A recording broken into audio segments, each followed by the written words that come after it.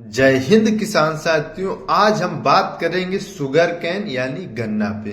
क्योंकि इन साल क्या हुआ है, बहुत कम पैदावार गन्ने में हुआ है और भी फसलों में पैदावार कम देखा गया, जैसे कि अपना आलू हो गया, सरसों हो गई और भी निम्न वर्ग की फसलें हैं जिनमें पैदावार कम हुआ है।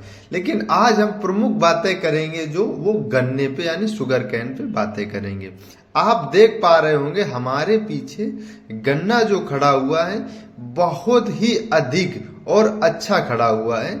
और जो भी हम आपको जानकारी इस अपने YouTube चैनल के माध्यम से देंगे वो सटीक और सॉलिड और यानी वैज्ञानिकों के द्वारा और अपने खुद के एक्सपीरियंस के अनुसार देंगे। देख रहे होंगे कि गन्ना जो हमारा है बेहद अच्छा और बेहद खूबसूरत खड़ा हुआ है।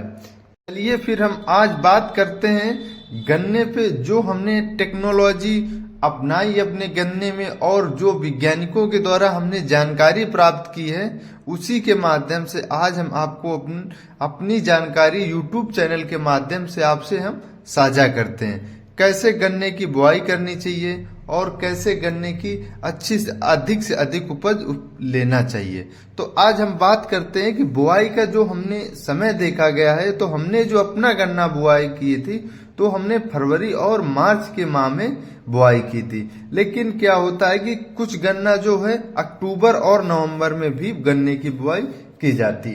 लेकिन गन्ने का अगर देखा जाए तो तापमान जो है 28 डिग्री सेल्सियस से 32 डिग्री सेल्सियस माना जाता है। और अगर मिट्टी की बात की जाए तो बलुई दोमट मिट्टी और बेहद अधिक अच्छी मानी जाती है, क्योंकि पैदावार बलुई दोमट मिट्टी में अधिक देखा गया।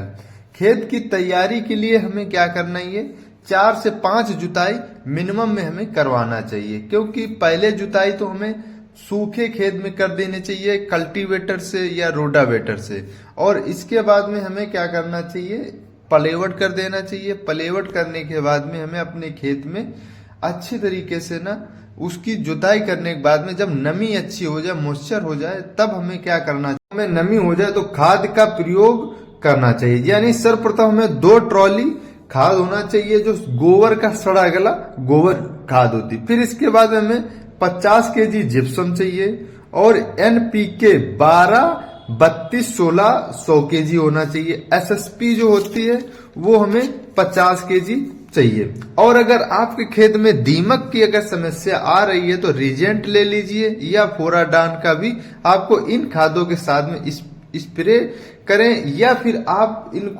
क्या करना चाहिए, छिड़क देना चाहिए। क्योंकि स्प्रे से तो हम लोग कर नहीं पाएंगे, क्योंकि ऐसे बन ही नहीं पाएगा, सिस्टम जुड़ ही नहीं पाएगा।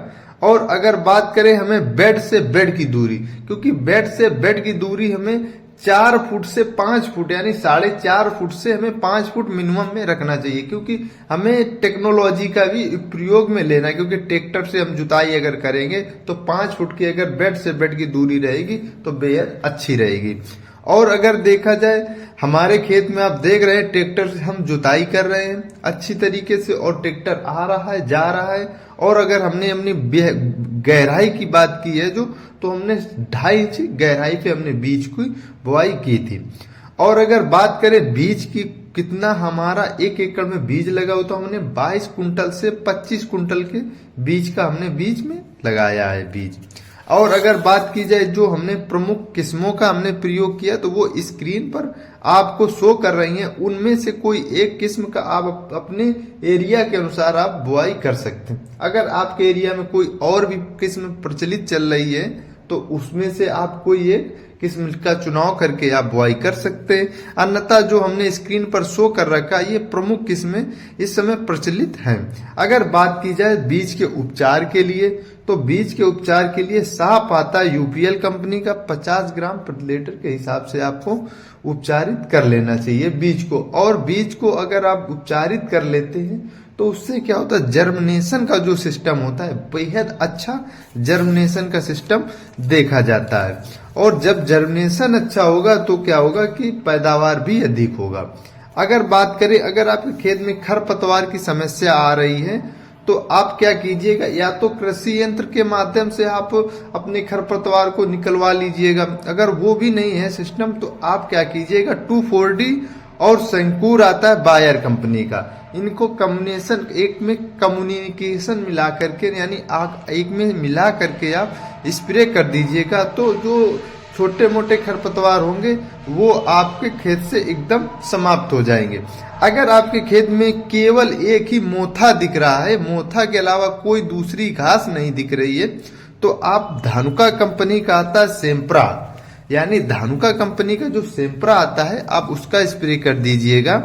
एक भी आपके खेत में मोथे की जड़ ही खत्म हो जाएगी।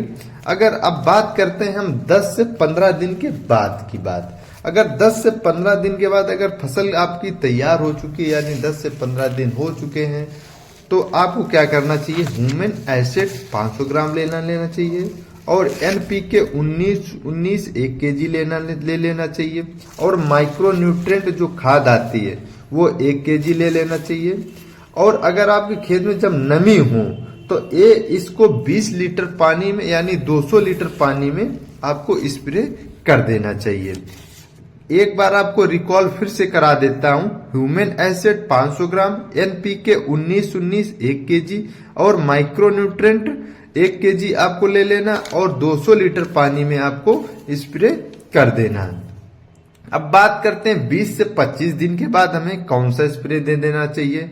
आपको 20 से 25 दिन के बाद में आपको कॉपर 500 ग्राम ले लेना है, NPK 12-16-0 1 kg ले लेना है और आपको सिलिकॉन पाउडर वाला आपको 500 ग्राम लेकर के आपको मिला करके अच्छे से, और इसके साथ में आप कोई एक फंगीसाइड ले करके आपको अच्छे से स्प्रे दे देना है ताकि पौधा जो अच्छे से ग्रो कर पाए। जब अब बात करते हैं कीटनाशक स्प्रे की, ताकि अपने खेत में जब 60 से 70 दिन का हो जाए फसल तो एक स्प्रे और देना चाहिए। NPK 19 को 100 ग्राम ले लेना और बायर कंपनी का आता है सोलेमान, उसको ले लेना है आपको साथ में, और M45 आता है फंगीसाइड, वो 400 ग्राम ले लेना और चिपको आता है सिलिकॉन, इसको साथ में ले करके आपको अच्छे से एक स्प्रे और दे देना है ताकि अपनी जो फसल है अच्छी से ना लहलाती रहे और अच्छे से ग्रो करती रहे। क्योंकि किसान साथियों हमें अधिक से अधिक पैदावार और अधिक से अधिक इनकम लेना है, क्योंकि इन साल गन्ने का जो भाव है वो अच्छा रहा लेकिन पैदावार कुछ डाउन रहा। लेकिन अब की बार हमें अच्छे से टेक्नोलॉजी के साथ और साइंटिफिक तरीके से करना है। तो आपको क्या करना है कि अच्छे तरीके से ना सिस्टमेटिक ढंग से हमें खेत में जो इंसेक्टिसाइड, पेस्टिसाइड और फर्टिलाइजर है वो हमें प्रयोग करते रहना है और पैदावार अधिक से अधिक लेना है। और अगर आपने चैनल को हमारे नहीं सब्सक्राइब किया है तो आप चैनल को हमारे जरूर सब्सक्राइब कीजिएगा। जब अपनी 120 दिन की फसल हो जाए तो आपको क्या करना है, क्वांटस ले लेना है सेजेंटा कंपनी का, और सोलोमन आता है बायर कंपनी का, और इंट्राकॉल आता है बायर कंपनी का। आपको इन तीनों को एक साथ में मिला करके अच्छे से ना स्प्रे दे देना। जो भी इंसेक्टिसाइड और पेस्ट जो होंगे इंसेक्ट और डिजीज वो सारे नष्ट हो जाएंगे। और आपको जो खाद स्क्रीन पर शो कर रही है आप उन खादों को समय समय पर आप अपने खेत में देते रहिएगा। जो हमारी फसल दिख रही है वो आपको अच्छे से ग्रो दिख रही है। और आपको हम समय समय पर अपने साथ वीडियो में जानकारी देते रहेंगे। आप चैनल को हमारे सब्सक्राइब कर लीजिएगा। आप फसल तो हमारी देख ही रहे होंगे किस तरीके से खूबसूरत दिख रही है और लहला रही है। अगर आप चैनल को हमारे सब्सक्राइब कीजिएगा और